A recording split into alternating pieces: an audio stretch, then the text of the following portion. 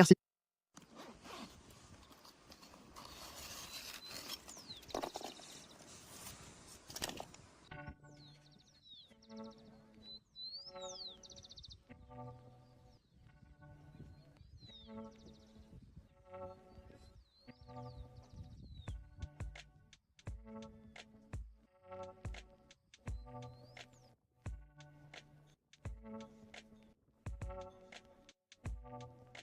Merci.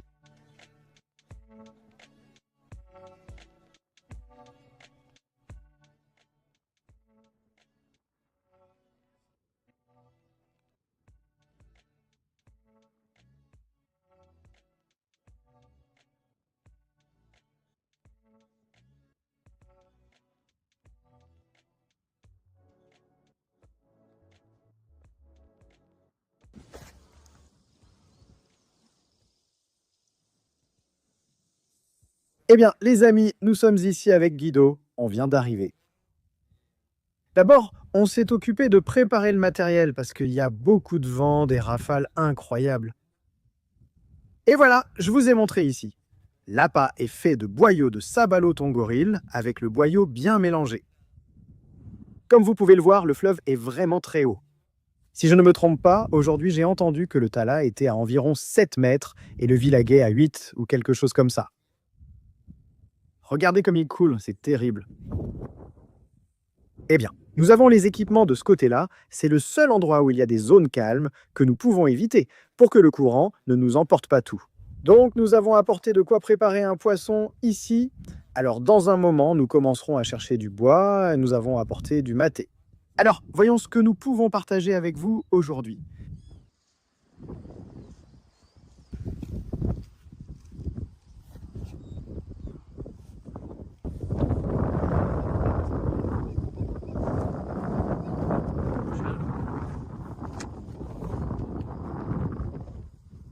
Ça reste sur le fer ou ça ne tient pas? Mais il faut le ramener un peu plus par ici, n'est-ce pas?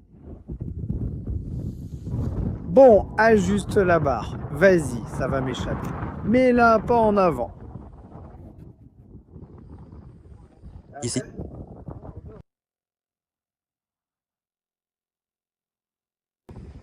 Bon, voilà, c'est resté ici. Regardez. L'idée, ce n'est pas de l'allumer, c'est qu'il tienne jusqu'à ce qu'on fasse le feu, sinon ça va être impossible. On a pu faire levier avec une barre de fer qu'on a trouvée et cette planche, regardez comment. Ça glisse. Ça résonne.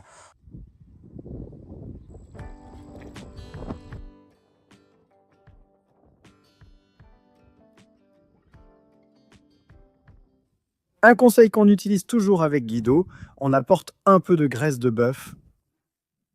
Et dans un cas comme celui-ci, où il est compliqué d'allumer le feu, ce que nous utilisons, c'est du papier ou du petit bois fin, des brindilles. On l'enroule avec la graisse et on allume. Dans ce cas, la graisse fonctionne comme un combustible qui permet au feu de durer un peu plus longtemps. Pendant ce temps, vous pouvez commencer à allumer. Une petite branche est déjà placée ici. Cette zone est utilisée car, comme vous pouvez le constater, elle a déjà servi pour le feu. Alors Guido, voyons voir si... C'est comme une torche, non? C'est en gros une torche avec du combustible, Guido. Et on met une petite baguette pour que... Ça continue de brûler. Donc maintenant, nous allons partager avec vous. Voyons si nous pouvons commencer avec le feu. Ici, nous avons la nourriture d'aujourd'hui et derrière, la rivière. Bon, là, ça a pris et on va commencer à mettre la graisse sur les bâtonnets.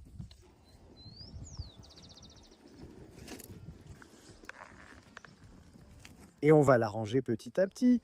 On retourne les bâtonnets avec la graisse. On en met petit à petit. D'autres bâtonnets.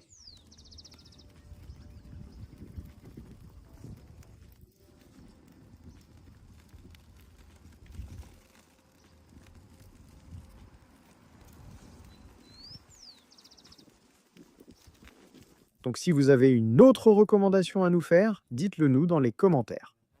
Pour allumer le feu, dans le cas où il y aurait beaucoup de vent ou que vous ne trouviez pas de bois ou autre, on vous lit là-bas.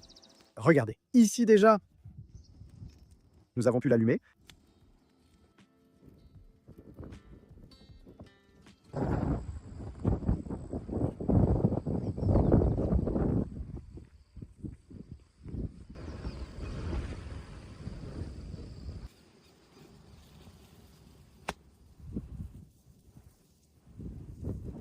Je vais vous montrer, on dirait que c'était récemment, mais il y a un moment, ils ont sûrement coupé cet arbre, dont je ne connais pas le nom, mais regardez, il est en train de pousser quelque chose là.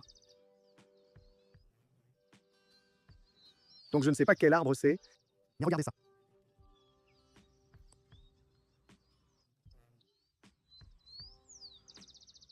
Très joli petit arbre, vraiment.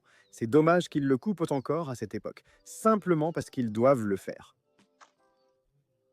Utilisez ça pour quelque chose ici. Mais il est idéal. Regardez, là nous avons... Je ne m'aventure pas trop dans les herbes, car il y a de nombreux serpents. Là-bas, un gardien est en train de construire le nid. Et là-bas, on ne voit pas, mais les vanneaux sont très méfiants à cause de ma présence.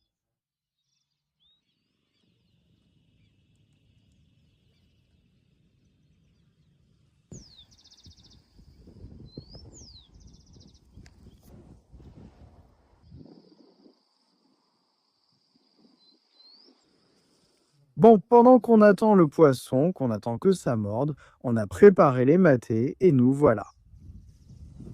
Sûrement, une fois qu'on pourra finir samedi ce qu'il y a là-bas, on pourra parcourir cette côte qui va nous emmener à un endroit où il y a toujours des touches. Donc voilà, j'espère qu'on pourra finir ça rapidement. Allez, on y va et on partage de ce côté pour voir si on attrape quelque chose.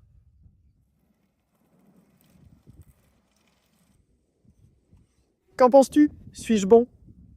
Honnêtement, tu es excellent. Voici la suite. Parfait, on va la rentrer. Si on peut aller lancer la canne de l'autre côté. Excellent. Ido, prépare-toi. Alors, comment ça se passe la pêche? Pour l'instant, il ne se passe absolument rien. Limon, rien ne se passe, profitons-en. Alors, on a attrapé ce samedi les sentises, juste à temps, on a dû les attraper là, juste avec la main dessus, maintenant, à peine on a fini de grignoter. On va longer la côte vers la droite, sinon on ne sortira pas là-bas. Racontez-moi comment c'est chez vous, hein, parce qu'ici la rivière a débordé littéralement le fleuve Uruguay. Il me semble que le fleuve Uruguay aussi, mais je ne sais pas comment c'est vers Buenos Aires et ces endroits-là. Là. Et il y a eu... Mauvais temps de tempête. Tout entre les rivières. Ils ont emporté des arbres entiers, les toits des maisons et tout le reste. Un désastre total s'est produit dans cette zone. Je ne sais pas si c'est pareil ailleurs.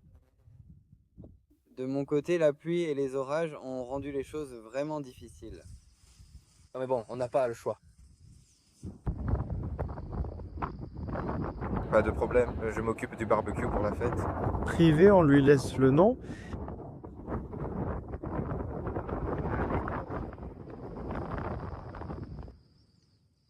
Bon, on a déjà fini de manger. Il nous reste une partie, en gros l'autre moitié du samedi. Guido est allé l'offrir à un compatriote qui vit ici sur la côte. Quand Guido reviendra, on longera toute cette côte. Alors on va lui montrer, voir si on peut faire une prise.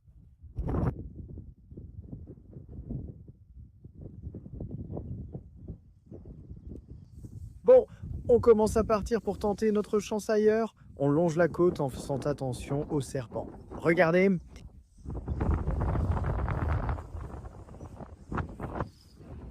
Il n'y a presque plus de côte.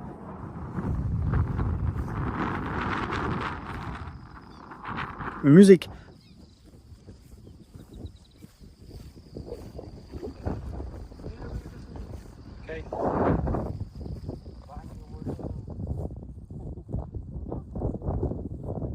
Ils ont oublié.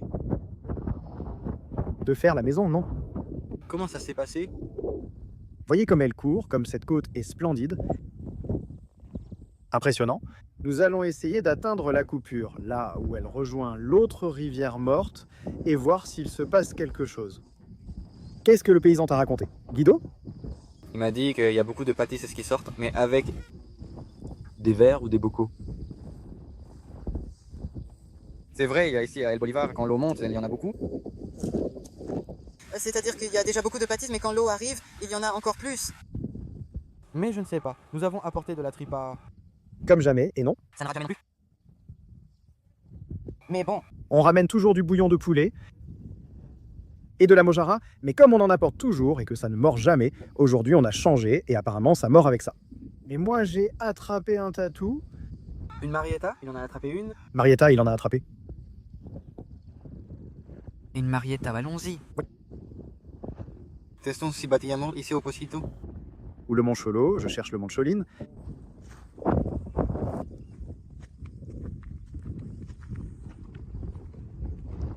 L'un des rares lieux où pêcher depuis la rive est possible.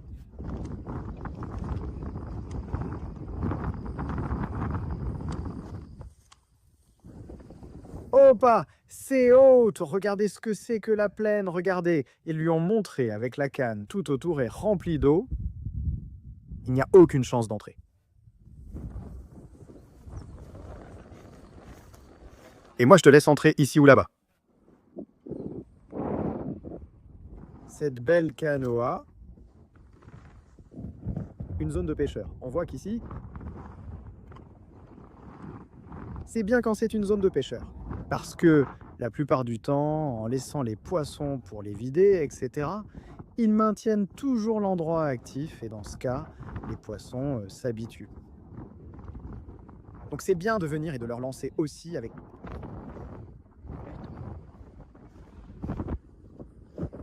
Voilà le cheval, un guido touchant.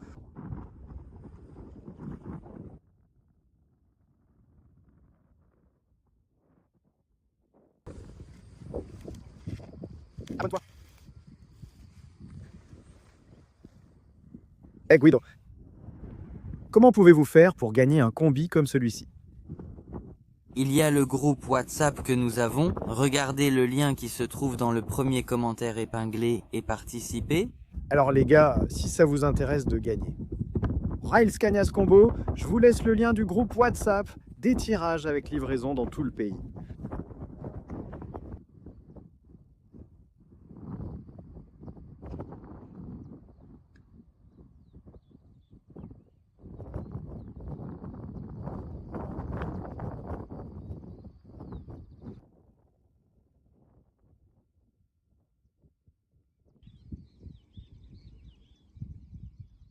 On est prête. En train de discuter ici avec Pierrot de la Chance de faire Une partie de pêche. et du camping. Je ne sais pas ce que les autres en pensent. Je pense que c'est très bien, mais il n'y aura peut-être pas grand-chose et c'est aussi un endroit assez isolé.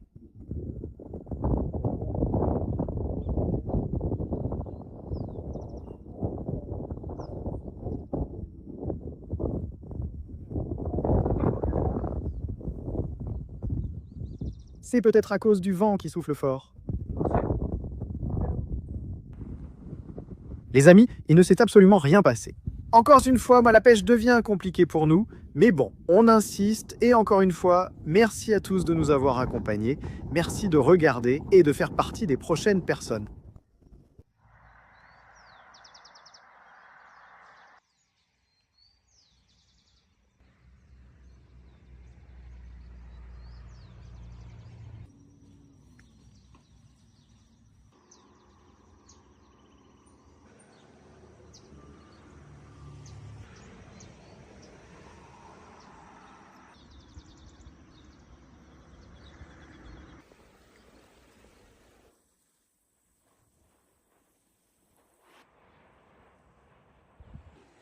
Bon, belle journée de pêche, regardez-moi ce ciel. Après un petit moment, nous sommes de retour avec le Hualewei. Vous pouvez sûrement remarquer qu'il est bien chargé, non? Jusqu'à aujourd'hui même, il a beaucoup plu, donc nous sommes bien sur le pont, là où nous avons beaucoup pêché, et nous venons tout juste d'arriver. C'est impressionnant tout ce qui tombe, cette partie-là. Je vais bien vous montrer. Regardez pas ici, apparemment ils ont fait une pêche et ils ont laissé beaucoup de petits traits jetés. Donc voilà. On va voir si quelque chose peut nous servir d'appât. Ici, on en a plus. Là, c'est Guido.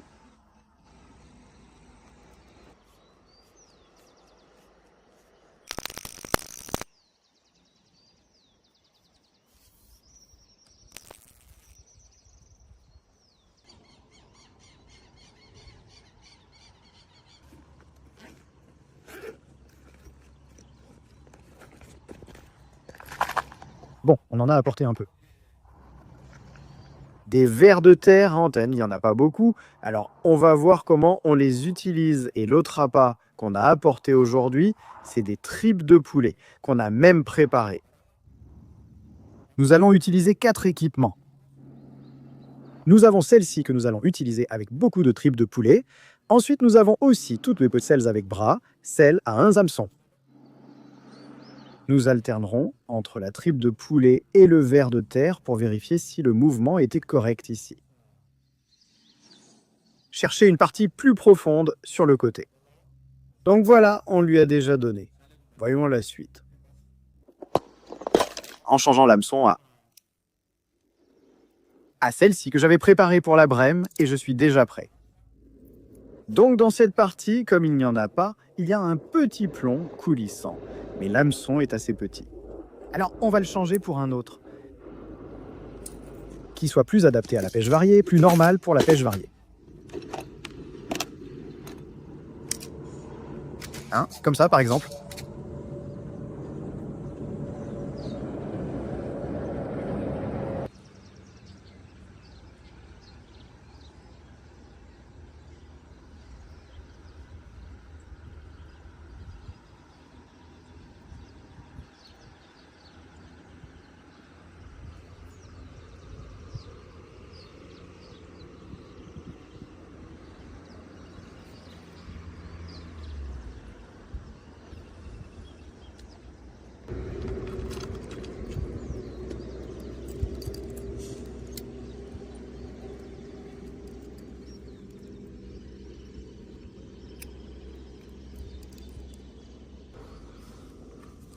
On va commencer avec du verre, puisque les boyaux sont à moitié congelés. Les vers sont à moitié morts, car je les ai sortis hier, et à cause de la chaleur, ils restent comme ça. Sans beaucoup d'énergie.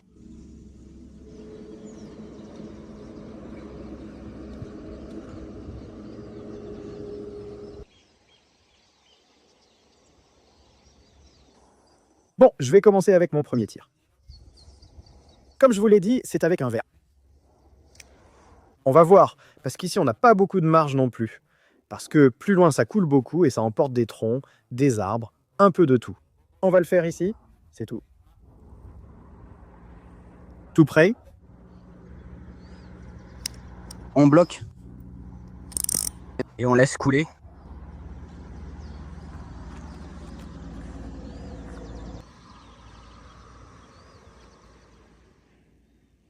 Là, nous commençons avec la première prise du matin. Guido a anticipé le tir. Voici le premier beau petit bec fin, vraiment très joli. Regardez. Celui-ci est avec un hameçon, patte courte et un peu de tripe, juste pour qu'il ne se remplisse pas. Bon, ici nous avons la première chose, les amis. On vient juste de lancer.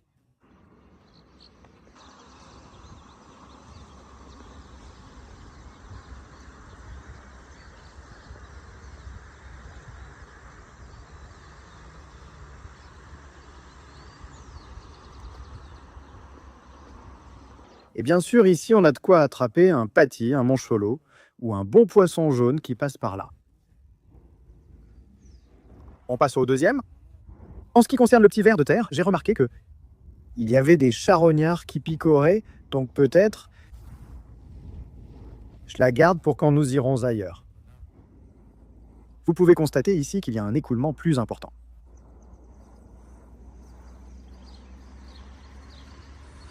On va le bloquer.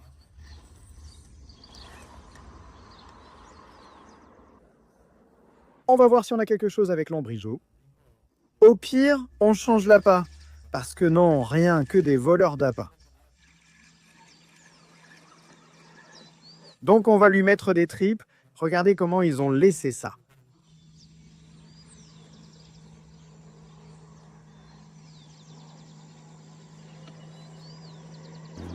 Je vais renouveler et lancer celle-ci, car Guido veut déjà commencer avec le maté.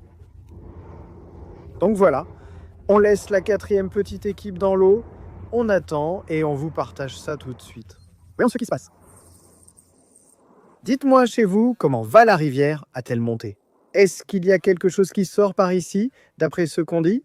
Moi, ça fait environ 3 semaines ou un peu plus que je viens pêcher ici. Mais ce que j'ai entendu, c'est qu'il y a beaucoup d'eau, mais que la pêche est plutôt moyenne. Je ne sais pas trop. Dites-moi ce que vous en pensez et partagez votre expérience dans les commentaires.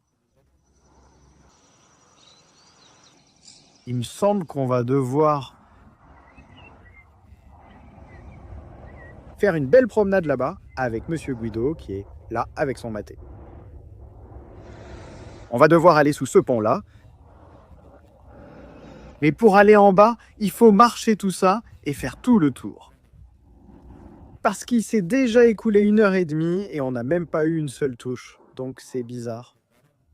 Guido a lancé et il a eu une touche tout de suite, mais après ça, il ne s'est plus rien passé. Donc bon, sûrement que dans un moment, on va partager le changement d'endroit, parce que dans cette zone-là, en général... Ah, c'est mort.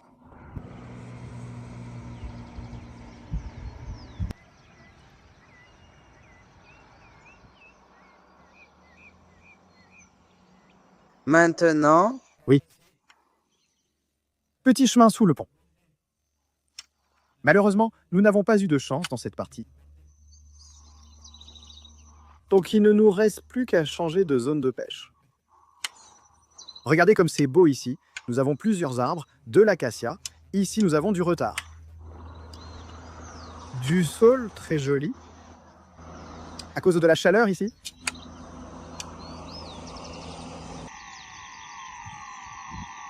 Écoutez, c'est plein de... Tout est envahi d'insectes et autres bestioles. Bon, je vous explique le parcours. Nous devons continuer jusqu'à la fin du pont, puis y aller. Tout en dessous de celui-là. On va voir s'il n'est pas plein d'eau. J'espère qu'on pourra bien le traverser. Et une autre chose qu'on ne vous a pas dite, c'est une quantité impressionnante de moustiques.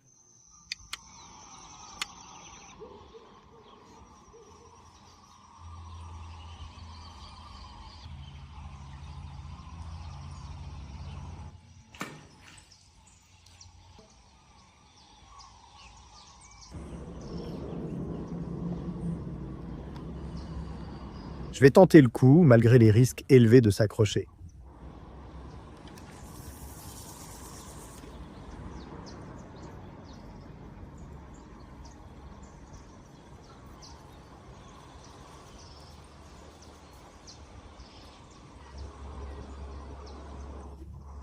Bien Guido, d'accord? Encore une fois, l'ouverture. Bien Guido, bien. 7 de plus petit. Bien les gars, c'est ça? Bien, là nous avons une équipe. Et une autre petite équipe. Voyons voir si... Nous pouvons en faire une troisième, car le garde nous embête un peu. Et le courant, ça l'amène beaucoup par ici, et on risque de s'accrocher.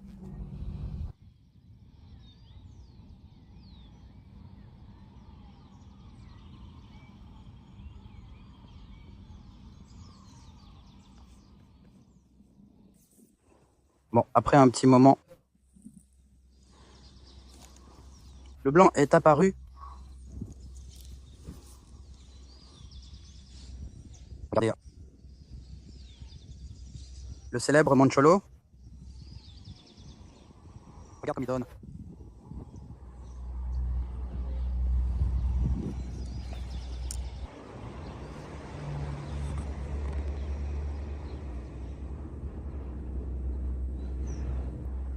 Bon, allons-y. On va le remettre. Regardez comme il est beau. Allons par ici, là où il y en a moins.